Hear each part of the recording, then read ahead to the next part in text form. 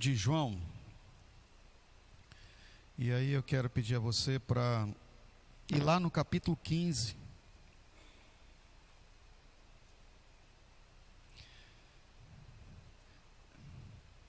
O Evangelho de João, capítulo 15, nós encontramos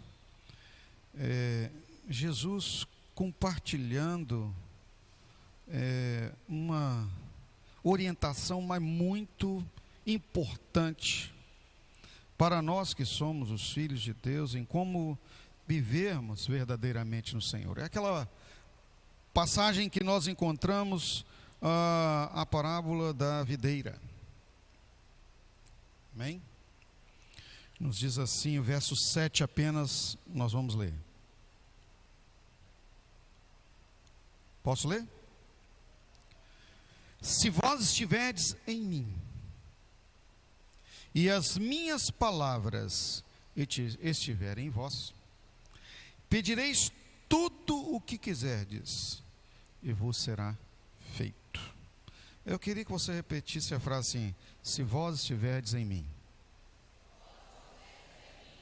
Mais uma vez? Pode sentar, irmãos.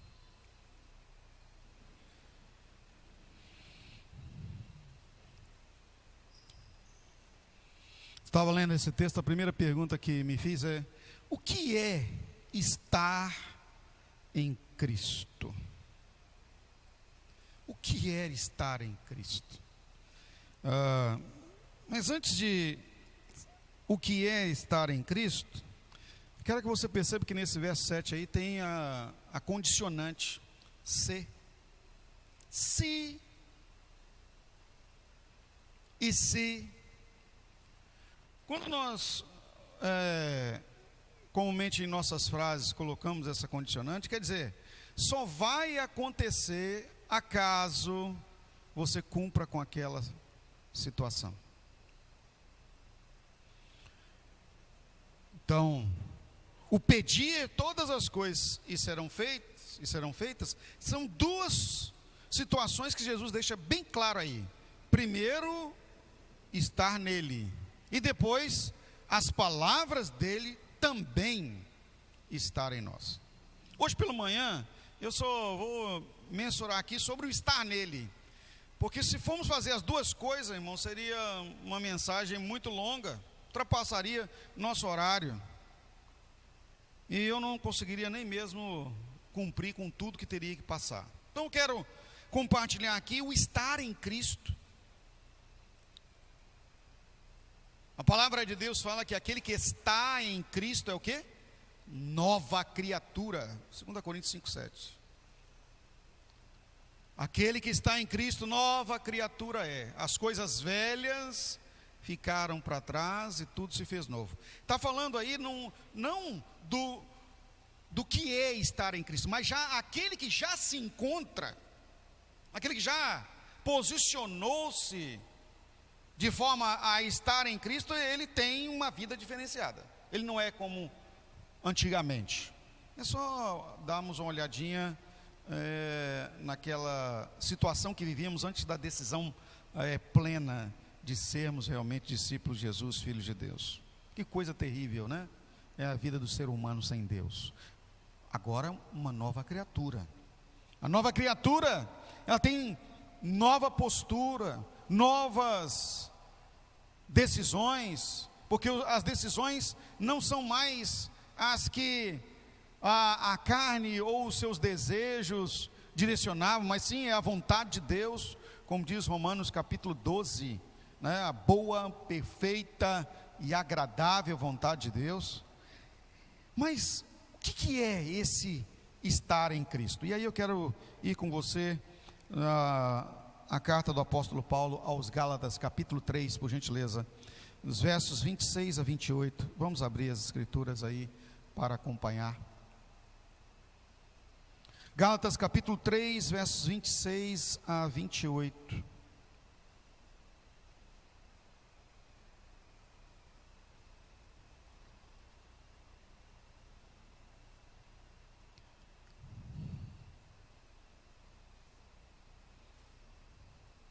Bom, diz assim: pois todos vós sois filhos de Deus mediante a fé em Cristo Jesus.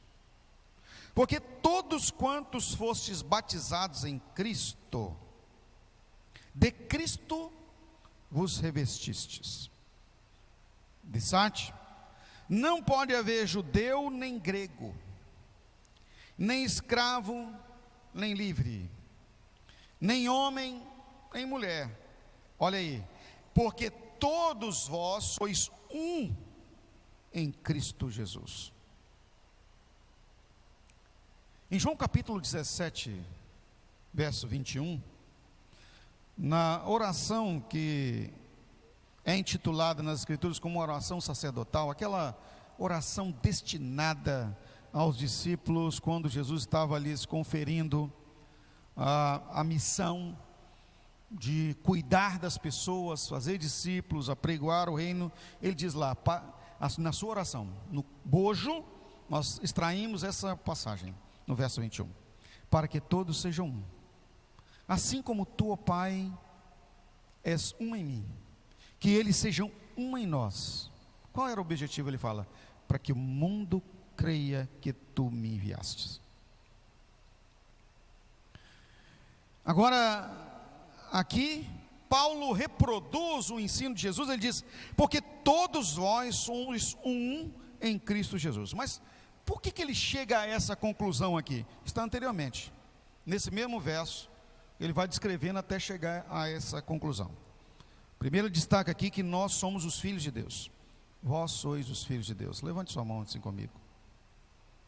Diga comigo, eu sou filho de Deus. Às vezes a gente não tem noção desta palavra, né? Nós não temos noção dessa palavra. O que é ser filho de Deus? Temos aquela ideia generalizada de que quando você conversa com as pessoas no senso comum, todo mundo diz que é filho de Deus. Confunde a definição de ser filho de Deus com criatura de Deus. Porque fui criado por Deus, sou filho de Deus. Não necessariamente. Os criados são criaturas. Filho de Deus é aquele que obedece. É aquele que tem honra pelo pai. É aquele que está na família. Um dia desse eu estava assistindo um programa de televisão, um documentário, falando acerca de troca de filhos na maternidade.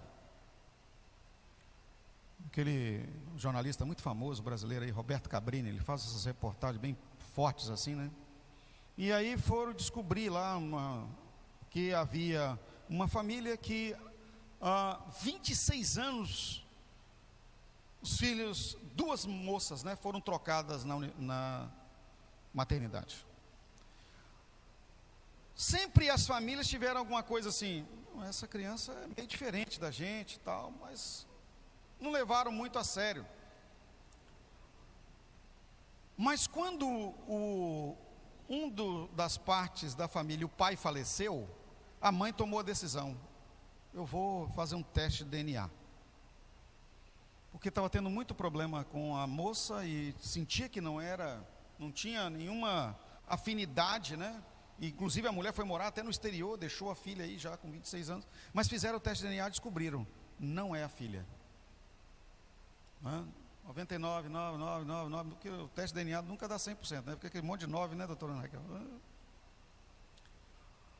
E agora? Vamos descobrir o que aconteceu. Só pode ter sido na maternidade, porque essa menina nunca se afastou de mim. E foram investigar a polícia e descobriu-se então que era na maternidade. Investiram na possibilidade de encontros familiares para ver se dava certo, mas a mãe que fez o teste de DNA ficou sem uma e sem outra. Aquela que ela criou e que tinha distância, permaneceu distante, e a outra não conseguia encará-la como mãe, embora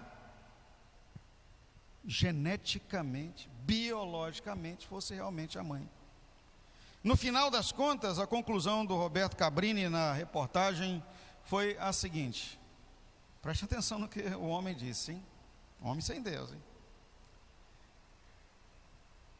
Pai e mãe não é aquele que gera biologicamente, mas pai e mãe é aquele que faz acontecer a sua vida na vida dos filhos. Eu falei, uau, olha o homem falando da vida na vida, nem sabe ele o que é isso. Faz acontecer a sua vida na vida dos filhos, porque nem a mãe, que foi aquela que criou, conseguiu ao final ser reconhecida como mãe. Não sei se vocês compreenderam o que eu acabei de dizer.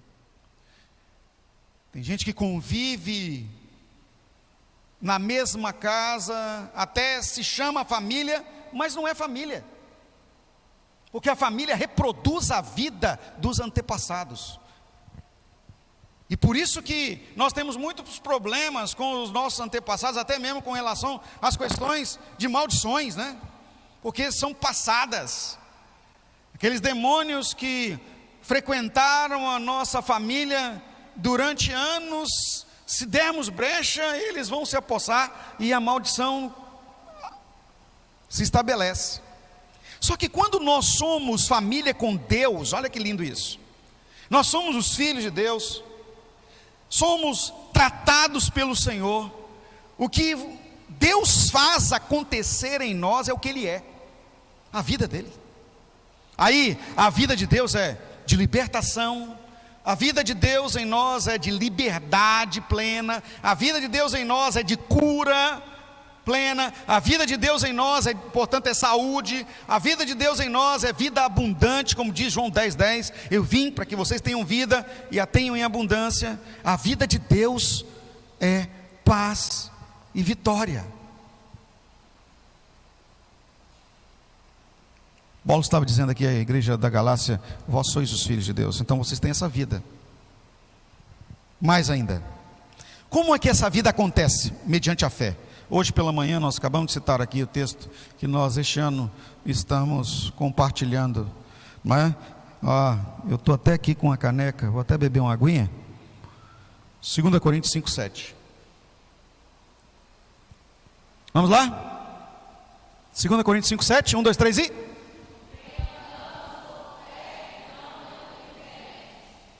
Amém, já tem alguns já que já, né, conseguiram gravar esse versículo tão grande, difícil de gravar, né? Porque andamos por e não pelo quê? O versículo está dizendo o seguinte, queridos, que a nossa percepção com os nossos órgãos dos sentidos naturais, elas não são suficientes para que tenhamos uma vida de filhos de Deus realmente plena. Não são capazes de dar sentido ou de retirar do mundo espiritual que nós precisamos de entendimento. Não tem essa condição. Então, somos os filhos de Deus pela fé, porque se não fosse a fé, a ausência de fé, que eles nos leva a incredulidade, não crer na mensagem da salvação, não crer na possibilidade de uma vida transformada, não é? Leva-nos à percepção falsa de que com o nosso esforço, nosso mérito, nossa capacidade, nós vamos conquistar o que Deus só Ele pode dar. A carne é enganosa, nossos sentidos.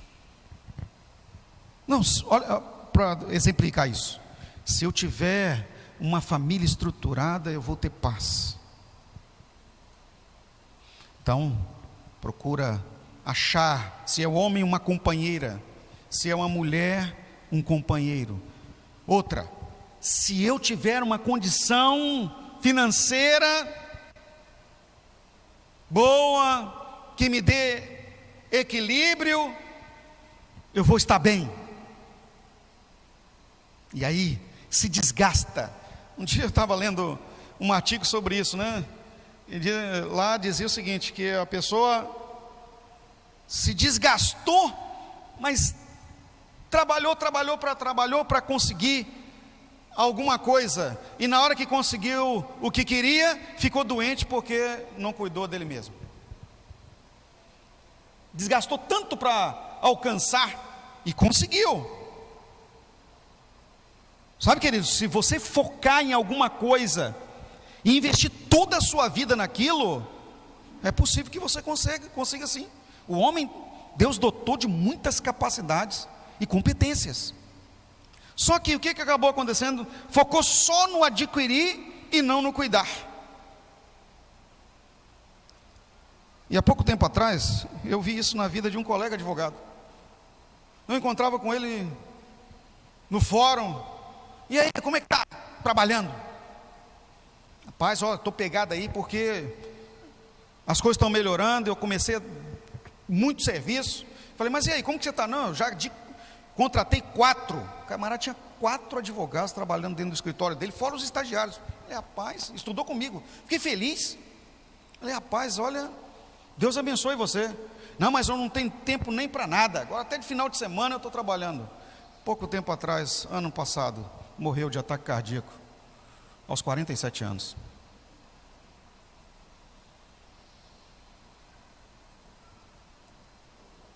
Focou tanto em adquirir que esqueceu de se cuidar. Eu convidava ele para vir aos cultos, a estar, né? Uma vez nós tínhamos um contato com alguns outros colegas, e vez ou outra saía. Depois da pandemia que as coisas pararam um pouco, mas a gente se encontrava para tomar um café, e aí eu sempre, na oportunidade, né?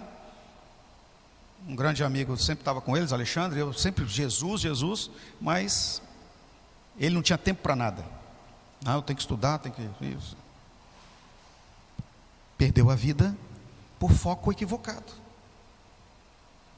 Então, quando a fé não está firmada em Cristo, mas está firmada em suas potencialidades, que é a fé natural, né? Nas suas capacidades, nos seus investimentos, sempre alguma coisa vai ficar sonegada. Vai acontecer uma sonegação em alguma área de sua vida. Alguns, por buscarem essas competências e alcançar os seus projetos, sonegam a família. Se você focar muito e até nos filmes mesmo, você vê isso nos filmes americanos, já perceberam isso? Você assiste um filme americano, normalmente pais têm problema com os filhos, a família é sonegada porque colocou muito foco nos negócios, são pessoas realmente abastadas financeiramente, mas a família é destruída. Todo filme americano praticamente mostra isso. Nós que somos os filhos de Deus, queridos, na fé no Senhor, nós somos equilibrados pelo Espírito Santo, não por nós. É o fruto do Espírito em nossa vida, como diz Gálatas capítulo 5, 22, mas o fruto do Espírito e lá é equilíbrio. Se você procurar na sua Bíblia, a palavra está lá, temperança, equilíbrio. Ele equilibra todas as áreas da sua vida: finanças, família, negócios, saúde. Se tiver desequilibrado, a fé é que está sendo sonegada, e nós temos que tomar cuidado. Como é que nós trazemos a fé para ser realimentada e nutrida? Tempo sozinho com Deus, palavra, ou seja, seu TSD em sua casa, seu devocional espiritual, leitura da palavra, cuidado com o seu relacionamento com Deus, tempo adequado para a convivência com a sua família, relacionamento, para que a vida de Deus que está em você seja multiplicada para os seus entes familiares. E se a vida de Deus não estiver em você, sabe o que acontece? Você torna a sua casa, seus relacionamentos, aqueles próximos a você, o que eu chamo de caos.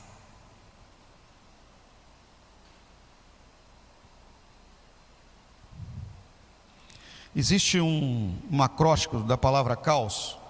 Outro dia eu vou compartilhar com você essa mensagem. Só para você ter uma ideia, né? Só vou falar a primeira. Quando você está desequilibrado em Deus, a primeira, ó, caos, cansaço. Aí vem. Depois eu vou ministrar essa palavra que já está preparada outro dia. Não falte aos domingos para não perder as mensagens. Ó, sentiu o marketing aí, né?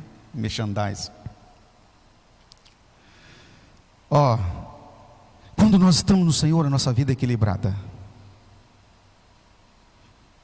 E cuidado, tá, queridos? Para desequilíbrio não é muito fácil. Pega um copo na sua casa. Um dia desse eu fui pegar um copo. É interessante como o troço em apenas poucos segundos passa da sua mão, né? Você tenta parar com o pé que não pega nada, e pluf, acontece muito rápido. Isso quer dizer o seguinte, que basta você entristecer o Espírito Santo, que a sua vida desequilibra de imediato. Por isso que há uma advertência bíblica: não entristeçais o Espírito Santo. Nós perdemos a linha muito fácil. Sim ou não, gente? Ou vocês são mais equilibrados que eu? Por mais que eu tente ficar calmo, sem o Espírito Santo, irmãos, não vai. Isso é quando você está na atividade do trabalho, quando você está se relacionando com as pessoas, quando você está conversando até sobre política. Misericórdia.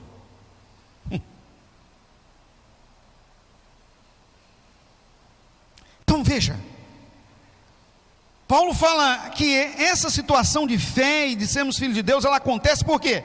Porque todos quantos foram batizados em Cristo, olha que lindo isso, de Cristo vos revestistes.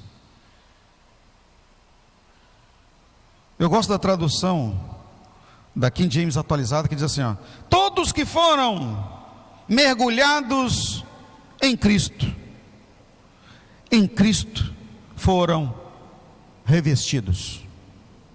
Mergulho, ou seja, está envolto de Cristo. E eu sempre gosto de analisar, queridos, para trazer minúcias para nós aqui no momento em que estamos compartilhando a palavra aqui. Por que não falou todos que foram batizados em Jesus? Mas Paulo usa a palavra Cristo. Cristo quer dizer o ungido. Se você é mergulhado no óleo você é revestido. Ungido é o santo, é o tratado, é o colhido por Deus, é o abençoado, é o enviado de Deus para cuidar, é o perfeito trato do perfeito. O Senhor, o perfeito, nele fomos mergulhados e por isso estamos envoltos na perfeição. Ou seja, quando você está, não é, em um grande recipiente, vamos aqui exemplificar para melhor. Tem uma bacia de água limpa e você pinga uma gota de água suja. O que acontece? Suja a água? Não, ela some. Pode fazer, ela some. Você vai saber que ela está lá, mas não enxerga mais. É o que acontece conosco. Os impuros, os falíveis, os frágeis, os incapacitados, os incompetentes, os da morte, destinados à morte por causa do pecado, quando são mergulhados em Deus, e aí você não entenda, não é só uma bacia, é o infinito. É como uma formiga no universo. O que é a formiga para o universo? Está lá, todo mundo sabe, mas ela não vai se enxergar no grande. É isso que acontece conosco, nós somos revestidos de Cristo, ou seja, passamos a ser tratados agora, não pelo que nós somos, mas sim pelo justo que Ele é. Quando a justiça de Deus vem em direção a nós, não nos enxerga mais, mas enxerga o Cristo, o Filho de Deus, e nós somos abençoados. Por isso que Paulo fala aqui: não tem mais judeu, não tem grego, não tem escravo, não tem livre, não tem homem, não tem mulher, porque agora todos sois um em Cristo. Aleluia, glória a Deus por isso. Ai de nós, se não fosse assim. Mas pastor, por que o senhor fala isso? Porque nós sabemos quem nós somos, queridos. A pessoa que está sentada aí ao seu lado, ou não tem ninguém, mas você sabe que tem alguém aqui dentro do templo, não sabe quem você é. A pessoa que mora dentro da sua casa não conhece você. Às vezes pode dormir na mesma cama, mas não sabe tudo a seu respeito. Mas Deus sabe. O Senhor, o Cristo, sabe. Então, Ele é um com você. E você precisa ser um com Ele. Abrir para Ele as mazelas, as necessidades. Embora Ele já saiba, nós temos a necessidade de confessar com a nossa boca. E aí entenda, confessar com a boca, às vezes é bom, não é nem você verbalizar, é falar com Ele. Pode falar com Ele na mente, que é com a sua linguagem. Olha o que Paulo fala acerca disso, né? Se com tua boca confessares a Cristo como Senhor, crendo em teu coração, o que vai acontecer? Será salvo. Então nós precisamos. Para entender um pouco mais, Colossenses 3:3, eu quero que você abra sua Bíblia comigo, carta do apóstolo Paulo aos Colossenses, o capítulo é o 3, verso 3, vai corroborar aqui com o entendimento final acerca do que é estar em Cristo. Porque morrestes, e a vossa vida está oculta, juntamente com Cristo em Deus. Colossenses capítulo 3, verso 3. Porque morrestes, e a vossa vida está oculta, juntamente com Cristo em Deus. Lembra da questão da bacia? A gotinha suja não aparece mais. Ela está lá, mas ela está oculta. Todos entenderam, amém? Isso é muito importante, irmãos, porque quando entendemos isso, nós não nos enganamos de quem nós somos. Nós sabemos a nossa identidade de fragilidade, mas também reconhecemos que a nossa fragilidade, ela é suprida pela gloriosa capacidade e infinitude de nosso Deus. Tudo posso naquele que me fortalece. Filipenses capítulo 4, verso 13. Vamos todos dizer juntos? Tudo posso em Deus que me fortalece. Amém, gente? Mas por que isso? Porque é o que nós acabamos de ver. Nós não somos nada, mas por Ele, e nele, e para Ele, tudo somos por meio dEle. Bom, acabei de dizer aqui que nós precisamos ser revestidos de Cristo, batizados no Senhor. O que é esse batismo na família de Deus? Para entendermos melhor. O Cristo se manifesta hoje na igreja. Ele é o cabeça, nós somos os membros, como diz a palavra de Deus no livro dos Efésios. É o corpo de Cristo. Portanto, só há essa vida de equilíbrio, em que o Espírito Santo produz na pessoa, na igreja, mas não por meio da igreja, entenda isso. Ela só acontece na igreja, mas por meio do Espírito Santo. Tem heresias sendo pregadas aí que é por meio da igreja, não por meio da igreja, mas é o Cristo, o cabeça, hoje manifesto em nós o Espírito Santo, é que faz acontecer, mas não acontecerá em outro lugar, a não ser na vida da igreja. O discípulo de Jesus só é vivo na comunhão da igreja. Que isso, pastor? Que forçada é essa? Não, é a realidade. 1 Coríntios capítulo 12, verso 13, por gentileza, vamos abrir a palavra de Deus. Tudo aqui na palavra, né, irmãos?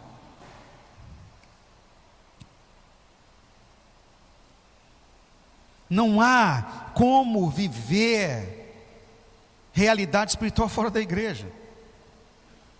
A pessoa pode até tentar, mas está descabeçado, porque a igreja é onde tem a cabeça, Cristo.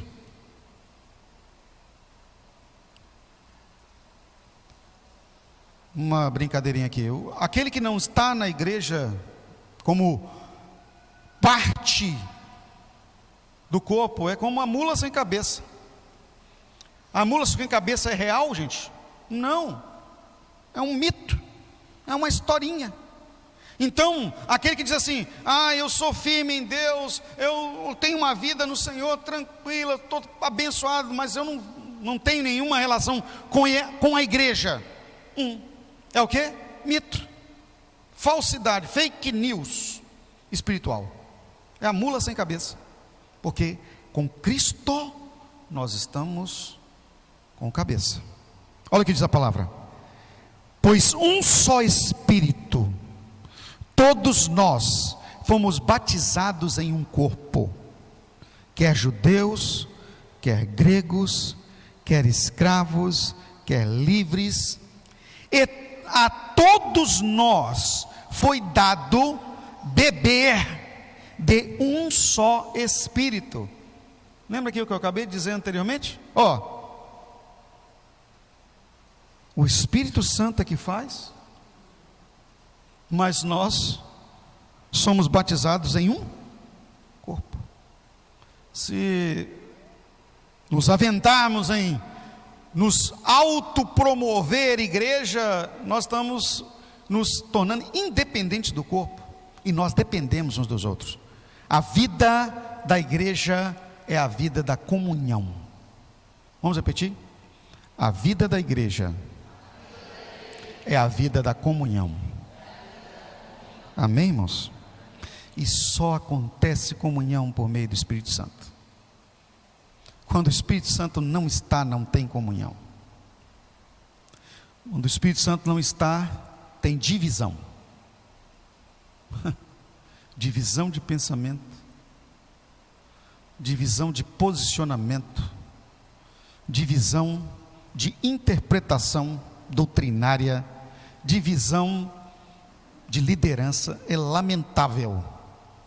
Mas quando o Espírito está, nós somos um só corpo. Aleluia. Porque entendemos as nossas incapacidades, incompetências e fragilidades. Ele é o competente, Ele é o todo-poderoso, Ele é o Senhor da nossa vida. A vontade dEle se torna a nossa vontade. Para finalizar, nós precisamos de ter compreensão da nossa identidade. Quem somos em Cristo? Se em comunhão somos um corpo, é como a palavra de Deus diz lá: nós somos individualmente membros deste corpo. Somos membros do corpo. Repita comigo: eu sou um membro do corpo. Eu novamente volto aqui a repetir aquela brincadeirinha que sempre quando eu compartilho uma palavra que tem essa citação, eu volto lá naquele filme antigo da família Addams. Quem já assistiu? Vocês tudo gostam de assistir um cineminha, né? Eu também. Estou citando aqui, né? Mas eu não gosto muito desse filme não, meio tenebroso. Mas lá naquele filmezinho, vocês já viram que tem uma mãozinha que fica andando? Ela fica no ombro do cara fazendo massagem, coça o cabelo, faz cosquinha. Que mãozinha tentada. Aquilo ali, irmão, vocês já viram isso acontecer na realidade? Uma mão andando por aí? Você imagina, você chega na igreja, tem uma mão estendida para você. Seja bem-vindo. Na porta do templo. Esse templo é fantasma. Ia sair todo mundo correndo, ia virar atração turística. O templo fantasma. Tá aí uma boa ideia, hein? Tem o trem fantasma, né? Mas você sabe o que é o templo fantasma? É onde não tem o Espírito Santo. É fantasmagórico. Tem demônios. Porque onde Deus sai, demônio entra. É assim. É só uma casa estar limpinha, adornada, preparada, mas sem o Espírito Santo, vem um demônio e traz com ele mais 7. É um terror. A casa é o templo fantasma. E quanta gente está vivendo aí a vida como um templo fantasma. A vida conjugal é um terror. Os relacionamentos são terríveis. Financeiramente é terrível. E às vezes até o diabo engana, dando algumas coisas em algumas determinadas áreas, para ludibriar o fantasma. Mas quando ele cai em si, ele é como filho pródigo em seu afastamento. Ai, o que eu estou fazendo aqui? Até os empregados da casa de meu pai têm abundância, e eu estou aqui, nesse inferno. Glória a Deus que para o filho pródigo ainda deu tempo, mas para o Lázaro e o rico não deu tempo. Eu estou aqui queimando, olha a frase dele, você pode buscar na palavra, eu estou aqui queimando nessa chama. Alguns dizem que o fogo não era literal, era uma angústia. Não importa se é literal ou não literal, mas a ausência de Deus é vazio permanente.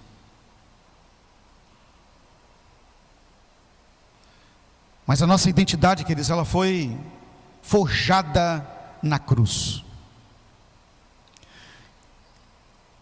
Aos Hebreus capítulo 8, verso 12. Olha o que o Senhor nos dá como garantia de que nós somos aquela gotinha tratada quando caímos na bacia espiritual da água limpa. Olha, porque eu lhes perdoarei a maldade e não me lembrarei mais dos seus pecados. King James atualizada. Eu não me lembrarei mais dos seus pecados. Olha que lindo isso, irmãos. Quando nós estamos no Senhor, nós somos tratados por Deus, para que a nossa identidade, ela seja uma identidade maravilhosa. E aí, olha o que diz. Parte A do verso 12, né? Eu li a parte B. Porque serei misericordioso para com suas iniquidades, e de seus pecados e suas iniquidades não me lembrarei mais. Na tradução que mais vocês estão aí com ela nas mãos, para não ficar difícil o entendimento. Então Deus limpou-nos. Não merecíamos. Irmãos, nós precisamos cair no entendimento seguinte: não tem ninguém melhor do que ninguém. Às vezes nós vemos uma situação, uma notícia, e sabe o que a gente se faz? Nós nos fazemos de juiz. Deveria morrer. Como perdoar uma situação como essa? Hoje pela manhã, antes de vir para cá, eu estava lendo um artigo, porque sempre me fazem essas perguntas e eu me vejo me nutrindo de condições de responder, né? Poucos dias atrás, novamente, me perguntaram: mas pastor, por que acontece coisas ruins com as pessoas boas? E eu acordei mais cedo um pouco hoje, falei assim: vou ler sobre isso. Por quê?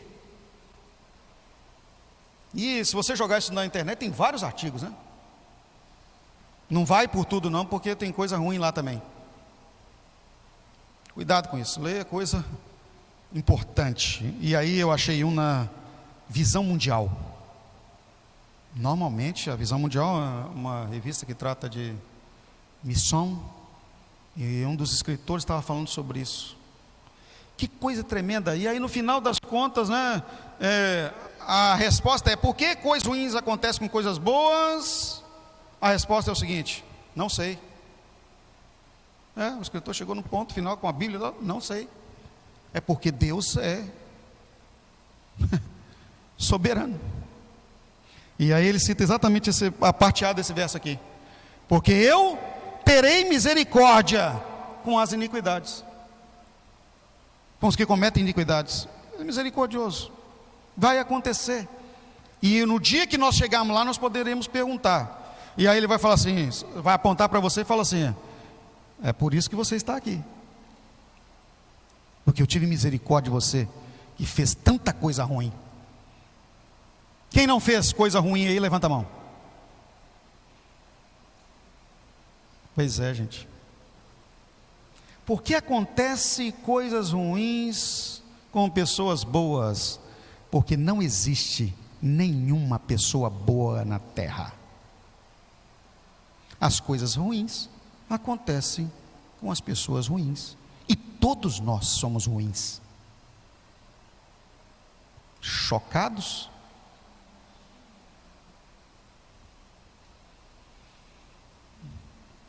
Hã? Mas Deus tem misericórdia, e a misericórdia de Deus inclusive tocou o nosso entendimento acerca da moral. Nós somos tratados em nossa mente até para olhar o ruim e acreditar que é bom.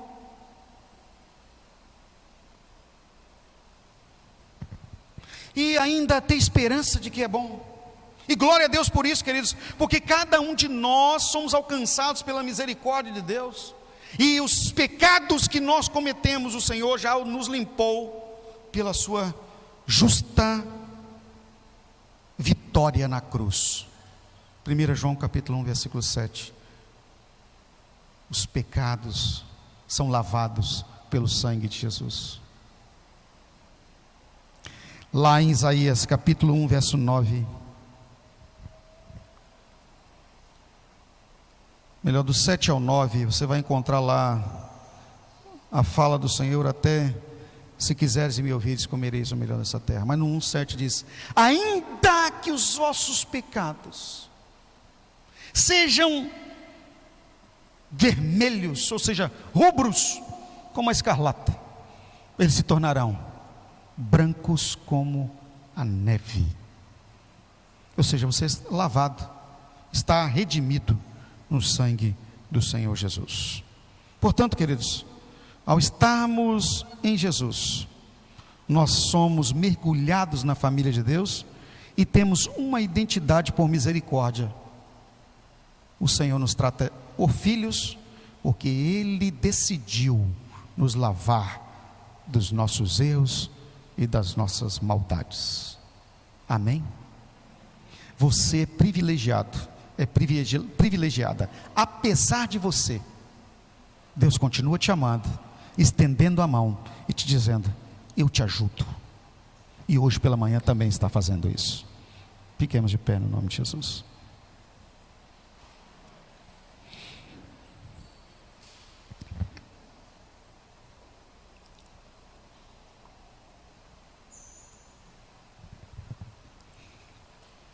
Por gentileza, põe a mão interessante do seu peito.